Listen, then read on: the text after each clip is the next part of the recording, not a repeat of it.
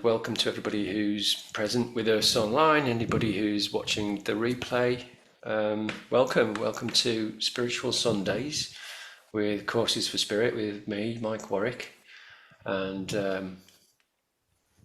me, Jeremy, Dr. Jeremy. how do I do that? Yeah, and me, Mason Christian. Hello, everybody. Hello. Yeah. So I thought maybe we just get started if everybody's ready, just to okay, if you've not been here before, what we're doing, first thing that we're going to do is we're going to have a meditation, group meditation, where we'll be dropping from our heads into our body, deeper into our body, dropping down into our heart area. And then we're going to be having a discussion, and today's discussion is based around inner peace, so we'll come to that after the meditation, and then we'll finish with the meditation. And then for anybody who wants to stay on for a discussion, we'll be stopping the live stream around about 20 to 7, 7:15, and then we'll be continuing on Zoom. And if you want to be part of the discussion, you can just go to our website, which is Courses for Spirit. For is FOR, coursesforspirit.ca. That's coursesforspirit.ca. And if you go to the workshops page, you'll see there's two little buttons, and if you press for the Zoom, you'll turn up straight into the Zoom. Okay, so just find a comfortable position. Whether you're seated, if you want to do this lying down, you can do, but bear in mind that if you're lying down, there's a very good chance that you may fall asleep. I mean, you might fall asleep when you're sitting as well. I think it's quite reassuring. I was watching a conversation with the Dalai Lama not so long ago, and he was talking about how he nods off when he's sleeping. So if the Dalai Lama's kind of nodding off, then the rest of us shouldn't feel too bad about it as well, because he's had lifetimes of practice. And just coming into an awareness of your body, and just feeling into your body. And maybe you've had a busy day. I know it's a Sunday, but often Sundays are days that are kind of full of things. And our modern life is full of things, and we're rushing around and we're trying to get from one thing to another. And what the invitation here is just to come into your body and then notice how you're feeling. Is there a tightness in the shoulders? Very often when things are feeling maybe a little bit out of control, and there's certainly a lot of that in the world, then we can hold tension in our shoulders, in our neck, releasing any tension from your neck, any tension in the arms, allowing your hands to find a comfortable position, perhaps resting in your lap. Allowing your back to relax, and your lungs. Are you holding tension in your ribs?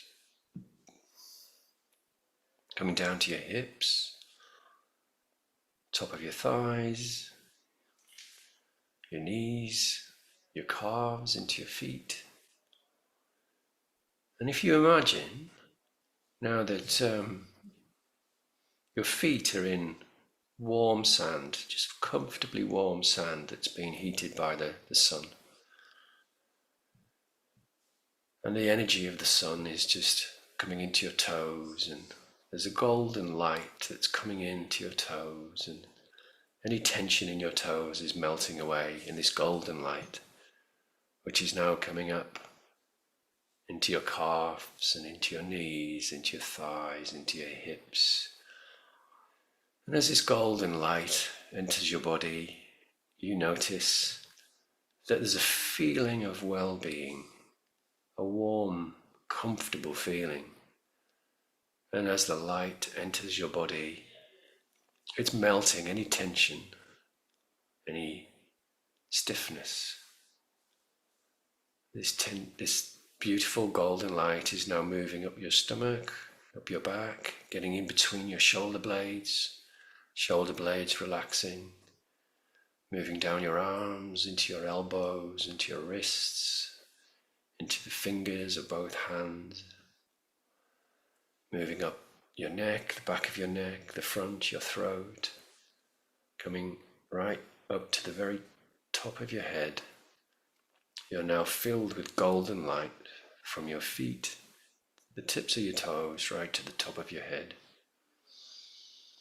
And you bring your attention now to your breath. Notice as you breathe in, you're breathing in this golden light. And as you breathe out, you're breathing out any tension, any worries, any concerns. There's nowhere you need to be, nothing you need to do.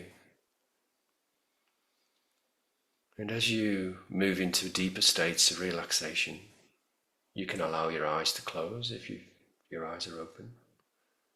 Or you can keep your eyes open and look around you. You may notice that the air around you feels that it's full of energy. And this energy is intelligent energy, loving energy. And with each breath, you find this energy is filling your body and moving slowly down from the top of your head into your heart area. You let your attention center in your heart area.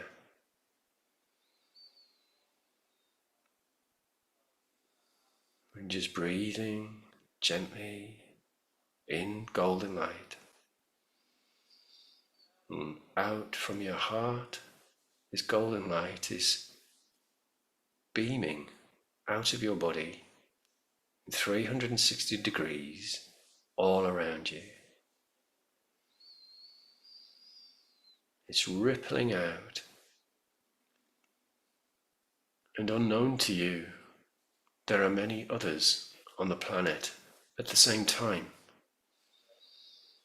connecting with this golden light and sharing it heart to heart.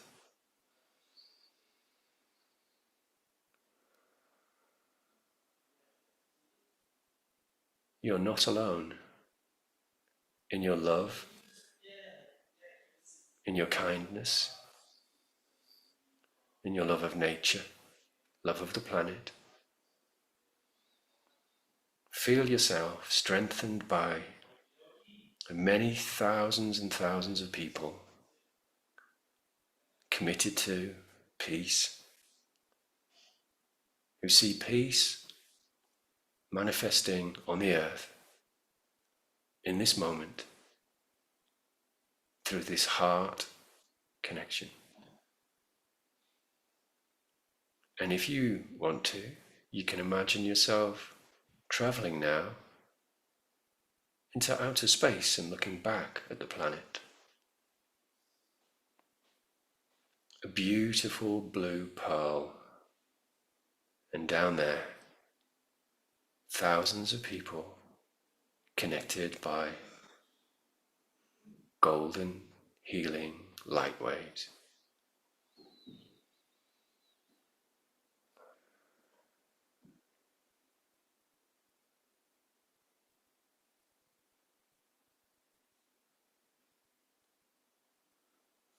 And when you're ready,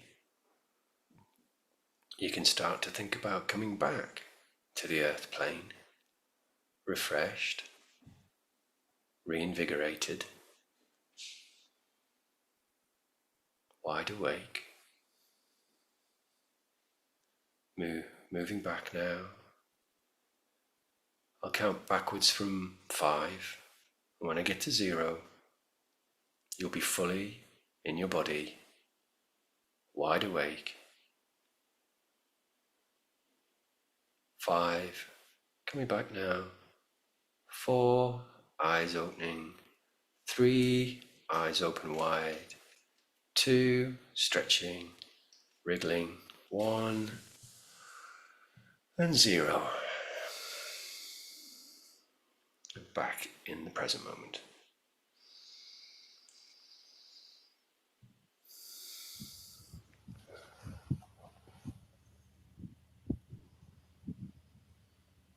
Thank you for guiding that, Mike. I don't have anything to say now. I think maybe we can just stay in silence.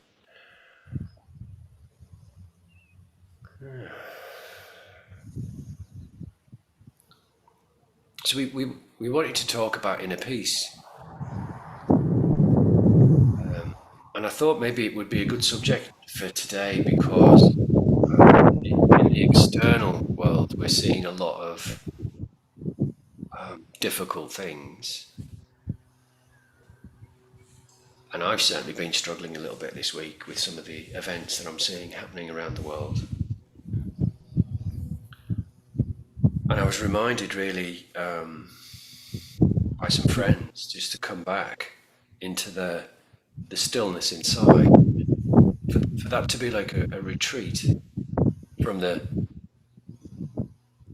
chaos of the world into the stillness that we can find inside ourselves. And that's not running away from things. I think so we're not denying that the world is a difficult place, but more like connecting to the sense of our strength that means that we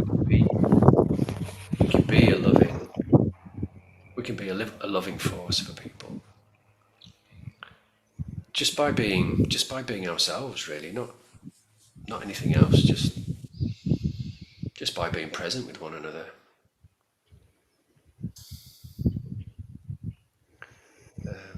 Sort of I don't know, a phrase that's been playing around this afternoon is like the courage just to be ordinary, just to be an ordinary human being, the way like a dog is an ordinary dog and a cat is an ordinary cat. Just feeling good about that. That's what's on my mind. There you go. Yeah, I'm having a rest from the chaos, so to speak, is essential. Often people may get that when they sleep. Sometimes people don't get that so much when they sleep. Maybe if they go into like the delta, which is a really very deep part of sleep. And it's been shown that by being able to take the time to like consciously go into a meditative state or into making contact with that part of ourself where we can let tensions go, then often it can help with the sleep and help with that. Because our nervous system can only handle so much. And it basically gets to a point where it's really resilient, but if it's always being battered, so to speak, by that, by stresses and by disturbances, etc., then the nervous system can only handle so much at once. Until so it's well known, people sometimes may have something called like a nervous breakdown. So taking that time to get out of, sometimes it reminds me of kind of getting out of myself, like self meaning like the world, like who I am and what I'm doing and what this person's doing and what those people are doing. It's all this kind of all of that, having times where we can take a break from all of that can be really restorative. For me, it's essential, right? If you were to go back into history, I mean, there's always things going on in the world. There's always chaos and wars, and it's like the earth is a kind of like a big mulching machine. Even the plates of the earth are always moving, and soil and leaves, everything's kind of always mulching around. Or that's from the way I see it. So even though modern days we might feel like things are getting worse, but I've in Victorian times there were some authors that were saying, oh, things seem like they're getting worse, and 1920s, etc. Anyway, so there's a lot of references in the 1600s in England. Things seem like they're getting worse, and in some cases, maybe they are for some people. But it's interesting those parallel sentiments, and then kind of coming into the moment here and saying, oh, that's kind of, there's similar patterns. And that's one of the, like the Dalai Lama, one of the secrets to enlightenment or bliss, inner harmony, is being able to take the time to actually go and focus on that center, that part of ourself that's where peace is present.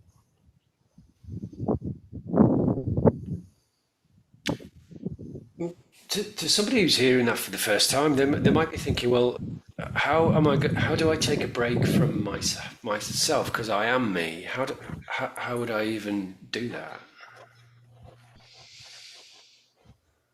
It's got some hikers. Do you know what? I've realised I haven't pressed record on. Shall I do that now? Anytime's a good time. Sorry. Yeah.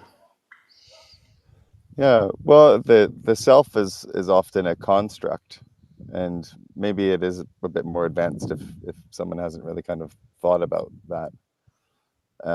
Who we are changes and evolves over time. From the ego point of view, as a child, early childhood, like as a baby, we don't really have much of that construct.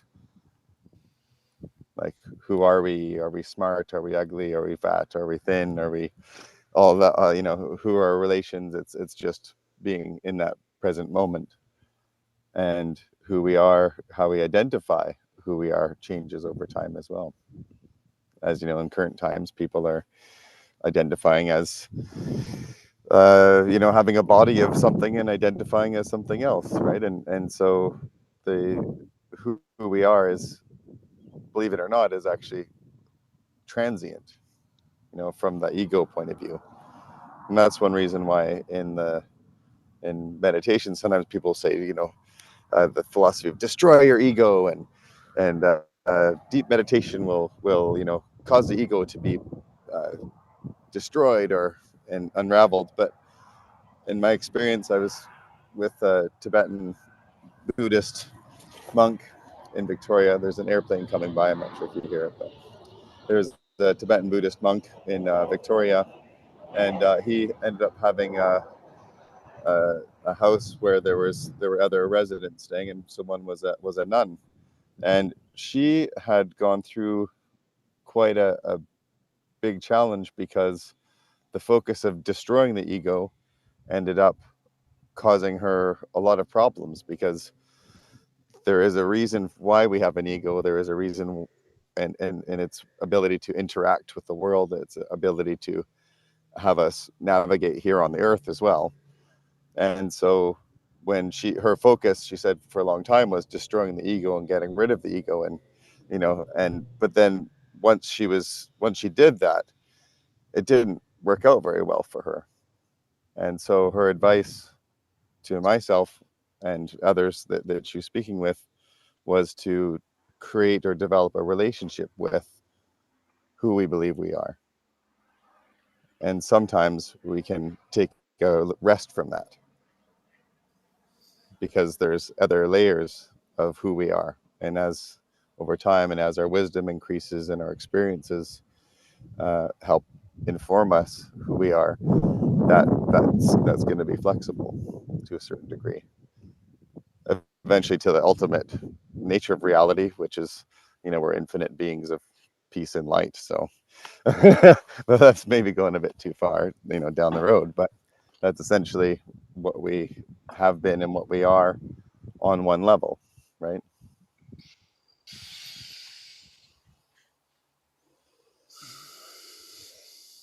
I think in modern, when speaking with teens, it was easy to use the idea of a skin or an avatar. So you're playing the game and you're interacting, and this is your avatar, or your skin of who you are, and knowing that that's just one part of who you are, and there's still the operator, which is not the skin, so to speak.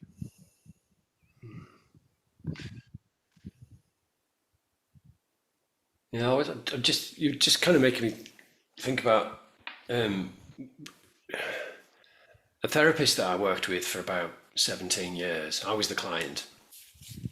She used to ask me this question that used to really puzzle me, and she never explained it. And she'd just go, hmm.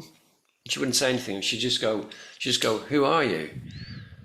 I was like, you know, when at the beginning of therapy, you know, well, I'm me, aren't I? I'm me. And then what do? You say your name, and then you start, and you say, well, I'm a man, and then you say so your gender, and then you go kind of where you live, and then you talk about what you do, and then you kind of like, and I, you know, and I'm a son, and I'm like a boyfriend to this, and then you start reeling off all the relationships that you have, and then, you know, and then you get to the point where she'd ask me, "Who are you?" And I'd just be going, "Well, I don't know." And I think maybe that was the point. And then she kept on asking me, and I said, "But you know, I don't actually know who I am anymore." And she just kept on asking me, and I never could answer that question. I think I could now. I think I could now if I went back, and because the answer to it is so unexpected. Is, you know, like I'm a child of God, if you want to use the G word, or I'm a child of the universe. I am the consciousness that is manifesting everything. It's like, what? That seems really egotistical to say that, but it's actually the opposite of egotistical, because that's true of everybody. You know, it's actually our like limited egos that make us special. It's like, oh, I'm this, and I've done this, and I've done this, and I'm actually, you know, I am actually better than you, aren't I? Because of all of these clever things I've done. It's like, no. So what a reversal that is to claim your divine heritage is the least egotistical thing that you can do. Bizarre, isn't it? Having and even having a break from all of that, in the sense of however we are identifying, sometimes that can be helpful to bring that in. And also, in one of the Buddhist philosophies is to just let all of that go for a time. And so when we're observing, we're just observing and just noticing. And that's where kind of mindfulness practices can come in, is because we're just observing what is happening, what is not happening, and noticing how the mind moves around and identifies things. And like, for example, there's one Buddhist exercise of trying to take a walk somewhere and noticing your thoughts. And while you're walking or while you're moving, noticing how your mind moves around. And the exercise is to first notice, and the second, trying your best not to label things. For example, if we're going through a forest, be like, oh, look at that bird, oh, look at that tree, oh, or look at those mountains. And so the challenge is to try as best you can to not have that. And of course, if when you do, don't be judgmental and don't, create more disturbance. Just like, oh, okay, just notice, oh, yeah, I just labeled that tree. Oh, I just labeled that bird. Okay, now let's see if we can not do that. And so it's a fun little exercise, to be able to actually go on a journey like that, like a walk or a drive even, and just noticing how what the mind does, and giving it space from all labeling, all identifying. It's kind of overwhelming, that though, I have to say, because if you're looking at a tree and you're not just going, oh, it's a tree, and you just like, it's kind of, it's like, I don't know, for anybody who's, like experimented with psychedelics, for instance, if you take for LSD, for instance, kind of brings you into that state where you're just amazed at how incredible everything is, because you're not labeling and you're not you just, you know, you don't have to take the drugs to get to that state. You can do these exercises like you're saying, but it's just the splendor of nature is just sometimes it's a bit too much to it's just so beautiful, it's almost unbearable. And that, hence I believe that's part of why the ego does exist as a, as not as a psychological anatomy, let's say, because the bubble helps us be able to comprehend things from that, the, you know, the little bubble. Because if we were to, you know, not have that, it might be, as you said, it might be quite overwhelming. And that's often an experience when people do deep meditation and dive deep for a while. All these different, they're able to, first of all, the senses, so the sound, just like when we go to sleep, you know, it's like Paramahansa Yogananda recommend, you know, he said it's like sense telephones. So you're disconnecting or turning down the volume of your physical ears, your physical senses. And then eventually we're at a point where we have an astral body, so a subtle electric body that has its own senses.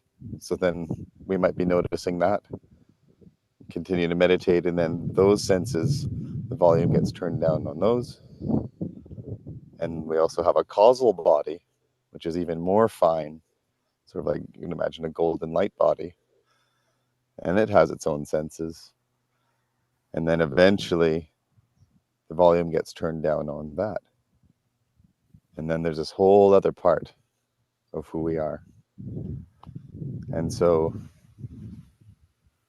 within that, having that experience of, you know, can be quite amazing.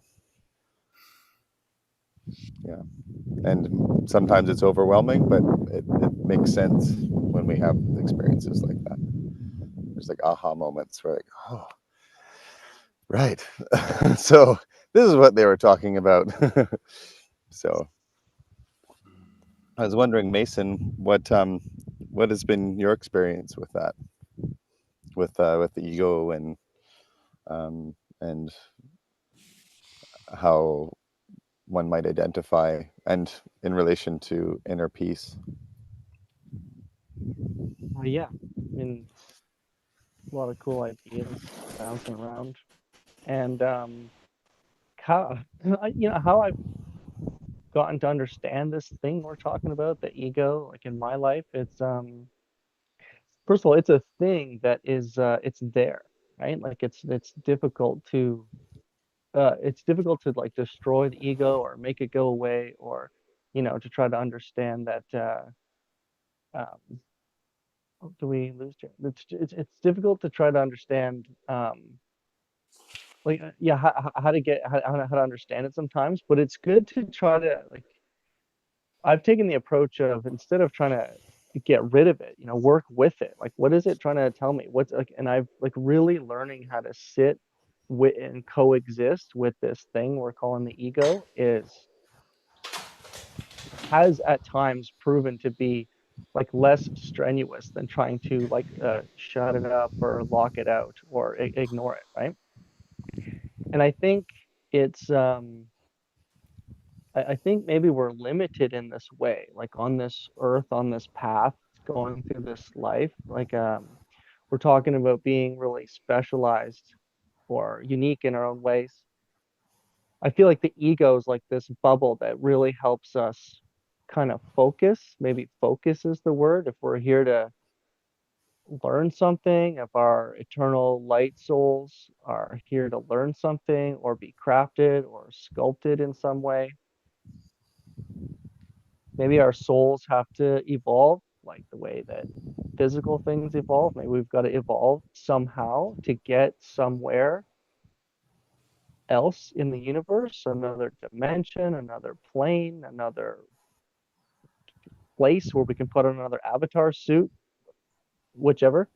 So, yeah, like if the ego helps us, not have to look at the whole picture and see everything that could be overwhelming. And if we're kind of like locked in this suit with these skills and these astrological readings and born at this time in this place, and we're so unique and specialized that that's the only way we're going to be able to focus on the soul lesson, the life lesson that's going to last 40 years for some, 50, 60 years.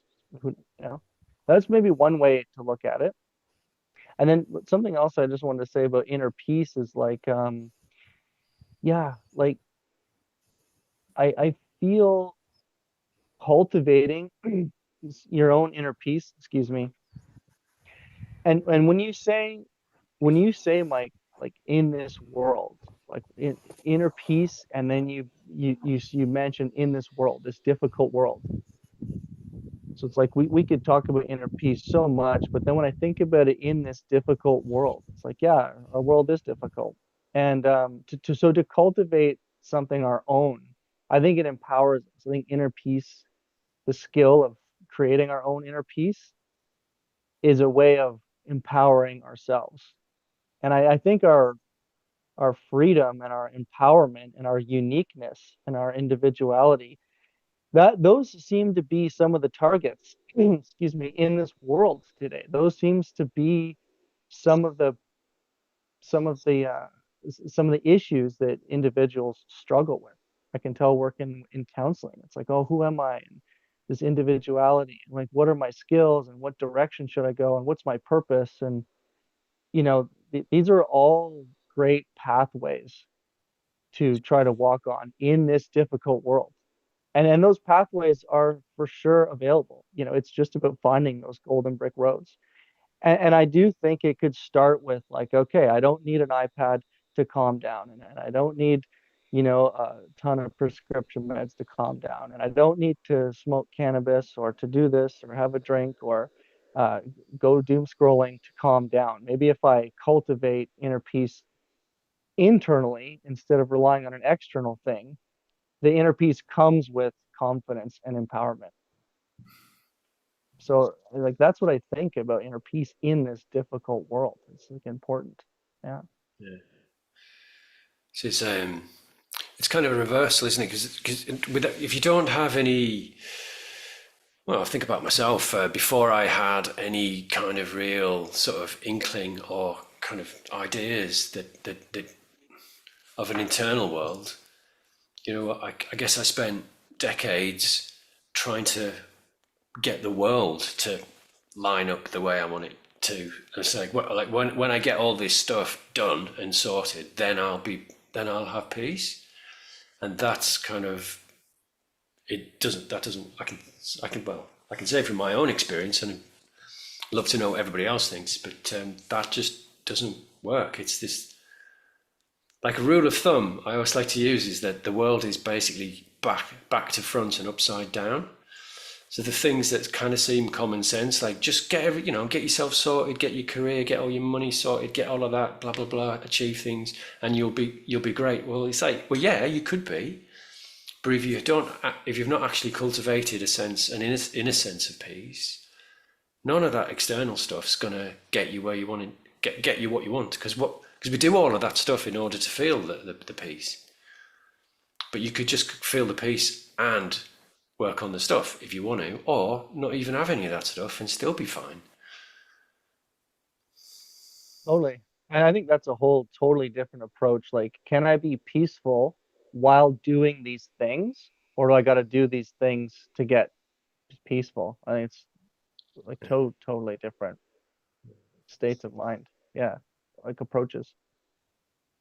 Wow, we could Yeah. we could go on for this and we will do, won't we? We'll carry on the discussion afterwards. But I think we've got about 6 minutes of the live stream left, and I know I don't know if anybody wants to drop a comment in the chat. You're welcome to do that. And otherwise, I'm just thinking, Mason, we were talking earlier about maybe going for another sort of like a 5-minute meditation or something like that, just to bring us all into a state of peace. Let's do it just for a few moments. Do you want to say anything else before we do that, Jeremy? jump in? You want to like Go on then. mention something? I do have a book Oh, recommendation. I know that we're works in progress. Oh, Debbie Ford, yeah. Because we were talking about integrating all the different parts of ourselves, and this is a bit of a classic book in the self-help genre by Debbie Ford. It's got a different view of the ego, and it's got full of exercises that you can do to welcome in and integrate all the parts of ourselves that we normally, we were talking about Are you photographing or? getting rid of the ego. Well, this is a different approach. It's quite a useful book. So Debbie Ford, The Dark Side of the Light Chasers. It was on my desk, and I just when we were talking, that would be a good one. I'll recommend. Cool, Mike. Yeah, and it takes, how long does it is a piece of string? So it takes as long as it takes to understand, and it can be really wonderful when we focus on that and we have the discovery sessions within our own world. And of course, something comes along and might cause us to have to be triggered, and that's also another great opportunity, or could be a good opportunity to decide what to do with that and to understand why is whatever I've heard or seen created that sudden reaction. And that's a whole other um, part of observing as well, and contemplation, and deeply understanding the different parts of who we are, right? As this evolving, transient, ever changing thing. And when you see that in nature, right? With flowers, they might bloom, or trees, and then they, a year from now, a year from then, if you go back and look at the same thing, well, there have been tons of changes if we observe that. So there's still the core part, but in general, there's always going to be some adjusting and some changing. And there's the holographic universe theory, and so with that understanding that that all of this is basically energy, infinite energy that's been condensed into form. And so with that, on to Mason, I believe, would you be able to guide us in the meditation? Yeah, of course, for sure. That was cool. Picturing what you're just talking about, Jeremy. Okay, so we have just a few minutes. So for a few minutes, let's just bring in like good chemicals into our body to maybe move forward for the rest of the day or evening with us. So, feelings of gratitude, compassion, acceptance, and love, those feelings bring in chemicals like serotonin, dopamine, oxytocin. And those chemicals are healing. Those chemicals are motivating. Those chemicals help you with all types of healthy thoughts, healthy functions, maybe the start of a healthy day. So we'll slowly just kind of meditate in that direction for a few moments. Do you know how many moments we have left, Mike? Just so I don't. I think if we go, we can go. If we go, yeah, about another 5 minutes. Yeah. Okay. So let's start in that direction, but let's just start with a couple, three. I like the number three. Three, like, breaths in through the nose. 3 breaths into the nose. 3 in. Fill your belly. Fill your shoulders. And then just let that breath fall out. Out of your mouth. Just let it fall out. You need to push it out. And then take another breath into the nose. And let it kind of fill your belly again. And in this circular motion, as you inhale, just let it fall out again. Just let your breath naturally fall out. And at the end, give it a little exhale, little firmer exhale to clear out some oxygen. And then one last deep breath into the nose. Deep, deep, deep breath into the nose, signaling to the body that you're safe in through the nose is safe.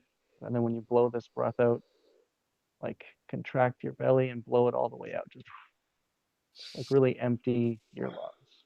Really empty your lungs to get ready to fill up with one last deep breath. One last deep breath into the nose. Just introduce that new oxygen. And then just let your breathing pace find itself. Find your rhythm. Find your natural rhythm. And find your natural rhythm in breathing as you adjust and become even more comfortable in your seat. Seated, standing. Maybe you want to stand at this point, but become more grounded, become more comfortable in your body, in your seat, in your environment.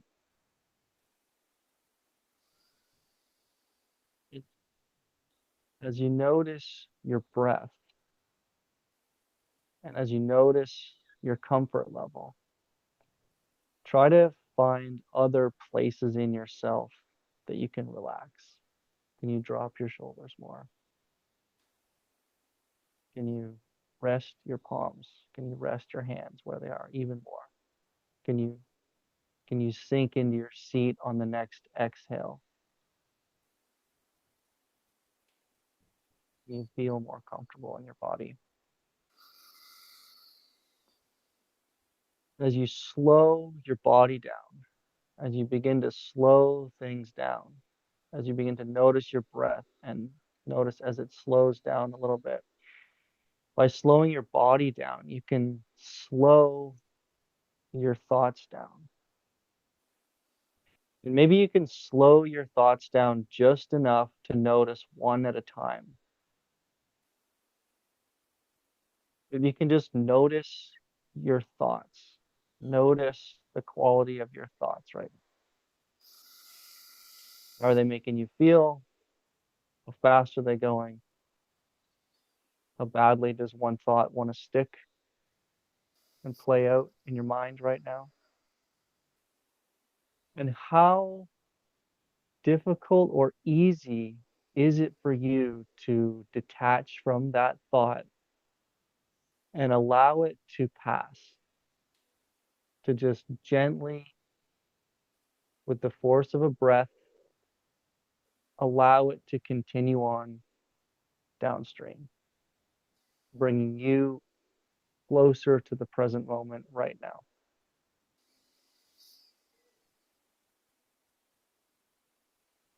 And as your thought fades, or as the river of thoughts flows behind you,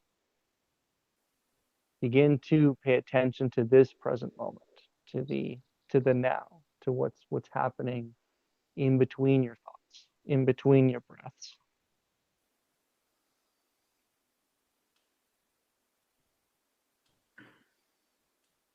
And from that state, from that position, try to imagine something that you can be or will be grateful for today. What's something you can do today? What's something within your power that you can create that's going to give you a sense of appreciation? Maybe you just want to get a nice, tasty cup of coffee. Sweet. Maybe you're thankful that you have a day off. Maybe you're not working too hard today. Maybe you can just go for a nice walk in the sun.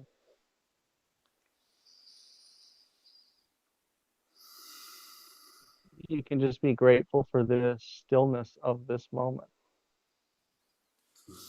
When we embody gratitude and appreciation, and when we feel it,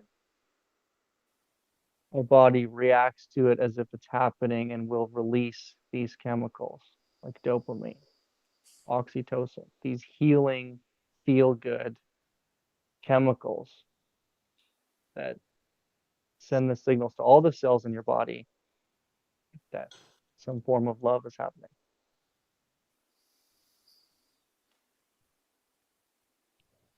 Isn't about zoning out or tuning out at this point. This is about focusing and holding that feeling of appreciation and gratitude. This is about appreciating this crisp, exact moment for what it is and what we have.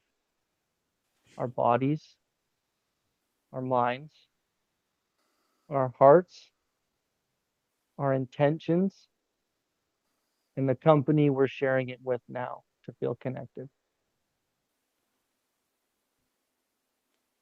So before we come back to the present moment, just take one more breath, one more glimpse at this feeling of gratitude in the present moment. Take a deep breath now.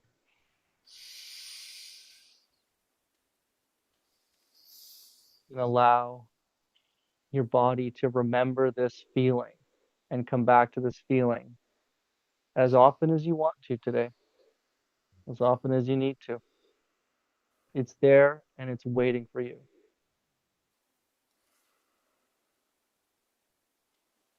So with that, let's come back and decide from here what we'll do.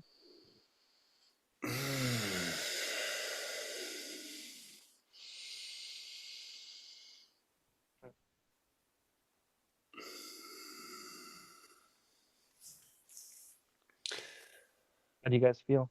How does anybody feel? That was lovely. Thank you. You'll have to unmute yourself, Jeremy. I muted you because of the wind noise. Yeah, the wind. Right, well, That was lovely. thank you to everybody. And we hope that you enjoyed the meditation and you hope you enjoyed the gathering. So we're gonna come off our live stream now, and if you do want to join us for a discussion, we're going to be on the you're going to have to go to www.coursesforspirit, and it's for FOR, coursesforspirit.ca, and look for the workshop links, and then if you click on the Zoom link, that'll get you straight here. And so goodbye for now. Thank you so much, everybody.